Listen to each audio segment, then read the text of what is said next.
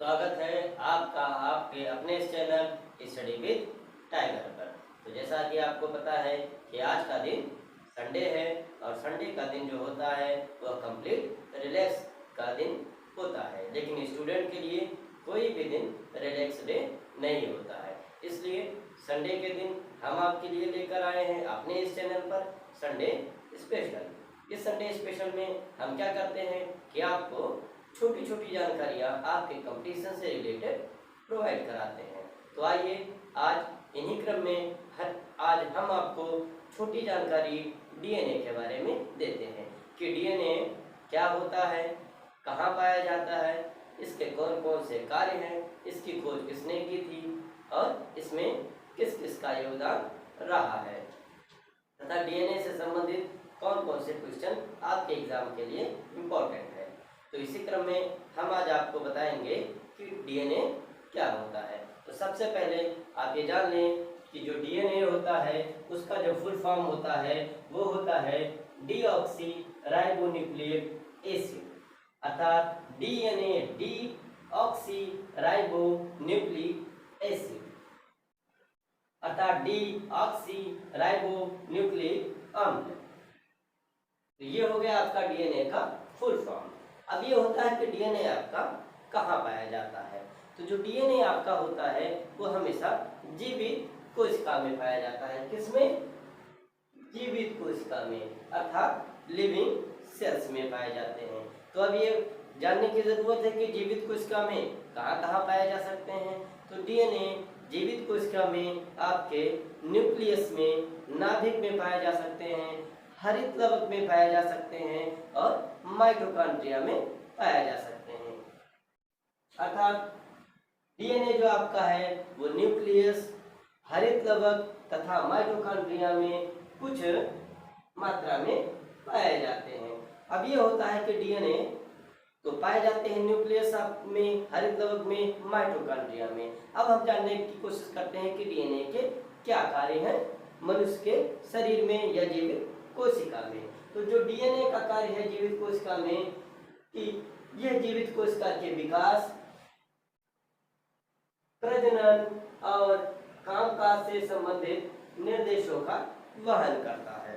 अर्थात डीएनए का कार्य है कि एक पीढ़ी से दूसरी पीढ़ी तक गुणों को स्थानांतरित करना। वह गुण विकास से संबंधित हो सकते हैं, प्रजनन से संबंधित हो सकते हैं और आपके कामकाज से संबंधित हो सकते हैं। अर्थात डीएनए का जो मुख्य कार्य है वो जीवित कोशिका में ये है कि अपने जनक कोशिका से लेकर के अगली पीढ़ी तक गुणों को स्थानांतरित करना, अर्थात एक पीढ़ी से दूसरी पीढ़ी तक गुणों को स्थानांतरित करना। तो जैसा कि आप सुनते होंगे ग्रामीण एरिया में या फिर शहरी एरिया में कि जो अरे भैया ये तो लड़का जो है वो इनसे मिलता है, ए का लड़का बी से मिलता है, अर्थात ए के गुण बी में पाए जाते हैं। तो जो गुणों का स्थानांतरण जो होता है वो डीएनए के माध्यम से ही होता है। तो अब हम जान लेते हैं कि डीएनए का खोजकर्ता कौन है, अर्थात डीएनए को सबसे पहले किसने खोजा था। तो डीएनए को सबसे पहले खोजा था फ्रेडरिक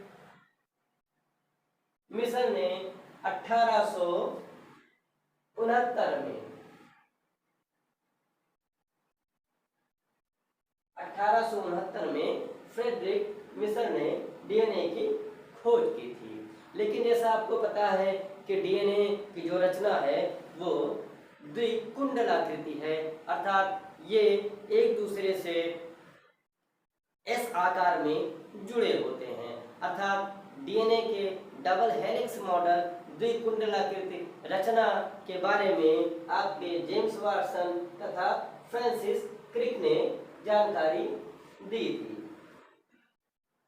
कि जो डीएनए होता है वो आपका डबल हेलिक्स मॉडल में होता है, द्विकुंडलाकृति मॉडल में होता है। आपने कभी कभी देखा होगा कि गांव में जो रस्सियां होती हैं वो एक दूसरे से इस तरीके से जुड़ी रहती हैं कि ऐसा लगता है कि एक रस्सी के ऊपर दूसरी रस्सी बुनी हुई है। इसलिए इसी तरीके से आपका डीएनए भी होता है। ये जो आपका डीएनए का सिंपल डायग्राम हमने बनाया है उसमें भी है कि ये एक दूसरे से जुड़े होते हैं इस तरीके से कैसा लगता है कि ये उल्टे फॉर्म में है। अब जानते हैं डीएनए के कंप्लीट के बारे में। तो डीएनए में आपके जो सबसे इम्पोर्टेंट है 4 प्रकार के बेस पाए जाते हैं। वो कौन कौन से हैं? तो पहला जो आपका बेस है ए, जिसको हम फुल फॉर्म में कहते हैं एडेनिन। दूसरा जो आपका बेस है वो टी, जिसे हम थायमिन कहते हैं। तीसरा जो आपका बेस है सी, जिसे हम साइटोसाइनिन कहते हैं। और चौथा जो आपका बेस होता है जी, जिसे हम ग्वानिन कहते हैं। अर्थात इसमें 4 प्रकार के बेस पाए जाते हैं। तो जो ए होता है बेस वो टी बेस के बराबर होता है, और जो आपका सी बेस होता है वो जी बेस के बराबर होता है। लेकिन कोई ज़रूरी नहीं है कि हमेशा ए बराबर टी के हो और सी बराबर जी के हो। ये विभिन्न विभिन्न रूपों में अलग अलग भी पाए जा सकते हैं। तो जैसा कि आपको पता है कि जो डीएनए होता है वो द्विकुंडलाकृति चक्र में पाए जाते हैं और एक विपरीत दिशाओं में घूमे हुए से प्रतीत होते हैं। जब हम इन्हें विपरीत दिशाओं में घुमाते हैं तो ये खुलने लगते हैं एक रस्सी की तरीके से, क्योंकि जब हम रस्सियों को सीधे घुमाते हैं तो रस्सियाँ बुनती चली जाती हैं, लेकिन जैसे ही रस्सियों को हम पकड़कर विपरीत दिशाओं में घुमाते हैं तो ये रस्सियाँ खुलती चली जाती हैं। ठीक इसी तरीके से आपका डीएनए होता है कि डीएनए जब हम विपरीत क्रम में डीएनए को घुमाते हैं तो ये खुलते चले जाते हैं, और डीएनए के खुलने की इस प्रक्रिया को हम अनकॉइलिंग कहते हैं या अनजिपिंग कहते हैं।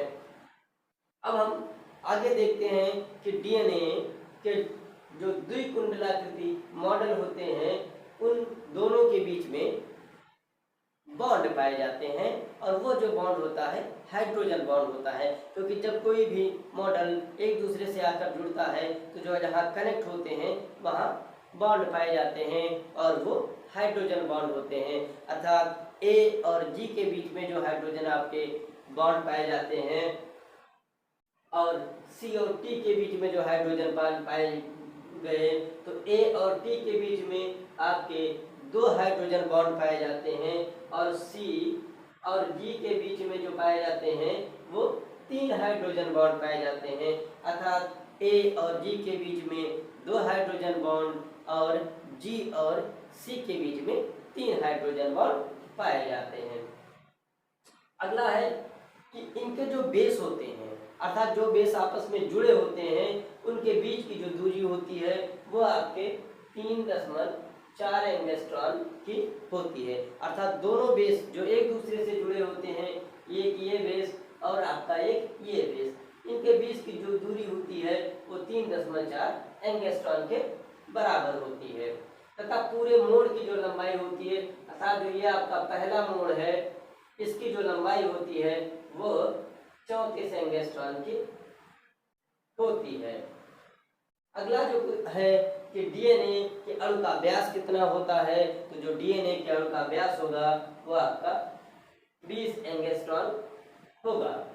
दोनों चेनों के बीच में कुछ शर्कराएं पाई जाती हैं, मोटी शर्करा पाई जाती है, जिनकी दूरी 11 एंगस्ट्रॉन होती है, और इनके प्रत्येक मोड़ में 10 बेस जोड़े पाए जाते हैं।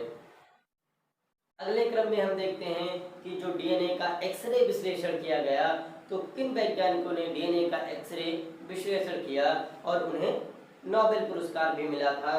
तो हम उनका नाम जान लेते हैं कि डीएनए के जो एक्सरे विश्लेषण का अध्ययन किया था एमएचएफ, विलिकिंस तथा जेम्स वाटसन और फ्रांसिस क्रिक, इन तीनों ने मिलकर डीएनए के अणुओं का विश्लेषण किया था, एक्सरे विश्लेषण किया था।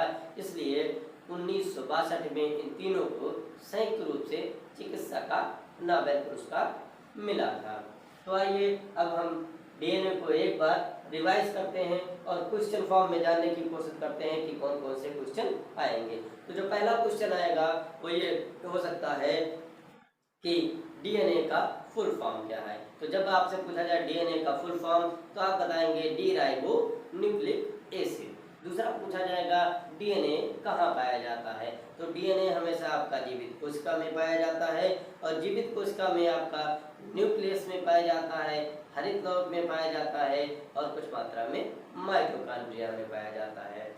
अब अगला क्वेश्चन हो सकता है कि डीएनए का कार्य क्या है। तो आपको यह पता है कि डीएनए का कार्य है आनुवंशिक लक्षणों को एक पीढ़ी से दूसरे पीढ़ी तक स्थानांतरित करना। इसके बाद अगला क्वेश्चन पूछा जा सकता है कि डीएनए की खोज किसने की। तो आपका आंसर होना चाहिए कि डीएनए की खोज सबसे पहले फ्रेडरिक मिशर ने 1869 में किया था। अब अगला क्वेश्चन हो सकता है कि डीएनए के जो डबल हेलिक्स मॉडल है, द्विकुंडलाकृति जो मॉडल है, उसको किसने खोजा था या उसके बारे में किसने वर्णन किया था। तो उसका आंसर आपका होगा जेम्स वाटसन तथा फ्रांसिस क्रिक ने डीएनए के द्विकुंडलाकृति मॉडल का वर्णन किया था। अगला क्वेश्चन हो सकता है आपका कि डीएनए में कितने बेस पाए जाते हैं।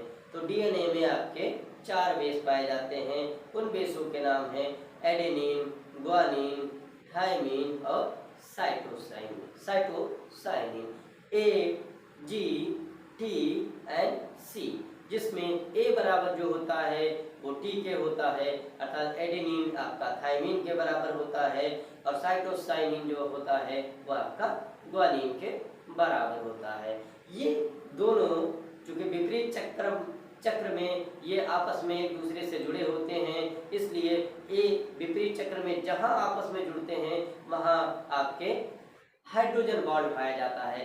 तो हम ये जानते हैं कि किन बेसों के बीच में कितने हाइड्रोजन बॉन्ड पाए जाते हैं। तो जैसा कि आपको पता है कि एडेनिन और थायमिन के बीच में 2 हाइड्रोजन बॉन्ड पाए जाएंगे तथा साइटोसाइनिन और ग्वानिन के बीच में 3 हाइड्रोजन बॉन्ड पाए जाएंगे। तो आपका ये क्वेश्चन हो सकता है कि एग्जाम में पूछा जाए कि एडेनिन और ग्वानिन के बीच में कितने हाइड्रोजन बॉन्ड पाए जाएंगे। तो आपका आंसर होगा 2 हाइड्रोजन बॉन्ड पाए जाएंगे तथा साइटोसाइनिन और ग्वानिन के बीच में कितने हाइड्रोजन बॉन्ड पाए जाएंगे। तो आपका आंसर होगा 3 हाइड्रोजन बॉन्ड पाए जाएंगे। ये क्वेश्चन आपका एक और बन सकता है कि जो ये आपका डीएनए है क्योंकि डबल हेलिक्स मॉडल है, इसलिए इसके खुलने की जो प्रक्रिया है उसको हम क्या कहते हैं। तो इसके जो खुलने की प्रक्रिया होती है उसको हम अनकॉइलिंग या अनजिपिंग कहते हैं। अगला आपका जो क्वेश्चन हो सकता है कि 2 बेस के जोड़ों के बीच की दूरी कितनी हो सकती है। 2 बेस मतलब एडेनिन और थायमिन या साइटोसाइनिन और ग्वानिन, इन दोनों बेस के बीच की जो दूरी होगी वो आपकी होगी 3.4 एंगस्ट्रॉम की। तथा ये हो सकता है अगला क्वेश्चन आपका कि इनके जो पूरे मोड़ की लंबाई है वो कितनी हो सकती है। तो आपका आंसर होगा 34 एंगस्ट्रॉम की, अर्थात दोनों बेस के बीच की जो दूरी होगी वो 3.4 एंगस्ट्रॉम की होगी और इन दोनों बेस के जो बीच की लंबाई होगी वो 34 एंगस्ट्रॉम होगी। अगला हो सकता है क्वेश्चन आपका ये पूछा जाए कि डीएनए के अणु का व्यास कितना है। तो डीएनए के अणु का व्यास जो होता है वो 20 एंगस्ट्रॉम के बराबर होता है।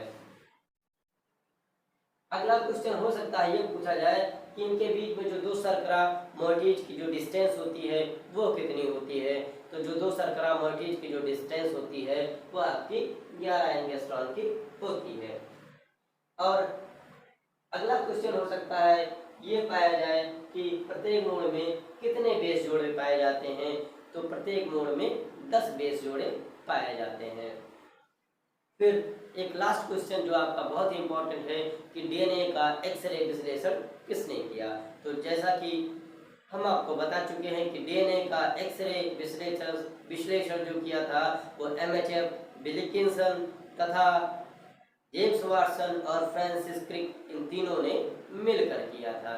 इसलिए इन तीनों को संयुक्त रूप से चिकित्सा का नोबेल पुरस्कार सन 1962 में प्राप्त हुआ था। तो डीएनए के बारे में जितने भी इम्पोर्टेंट क्वेश्चन बन सकते थे वो हमने आपको करा दिया है।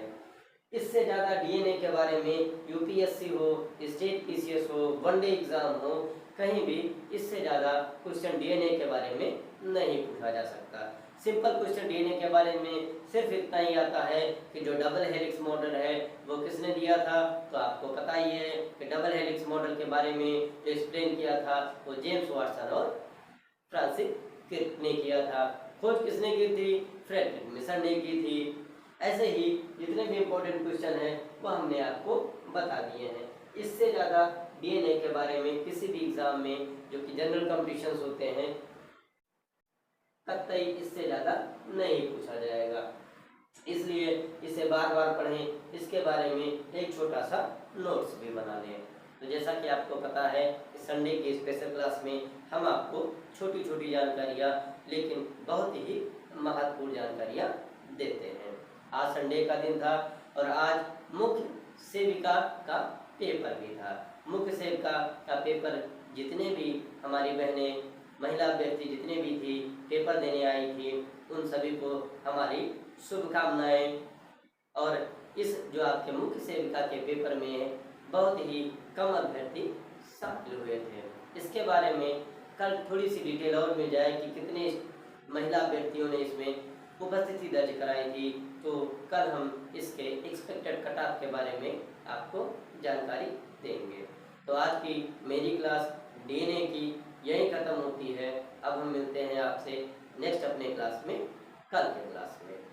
तो आज की क्लास बस इतनी ही। रिलैक्स करिए, अच्छे से पढ़िए।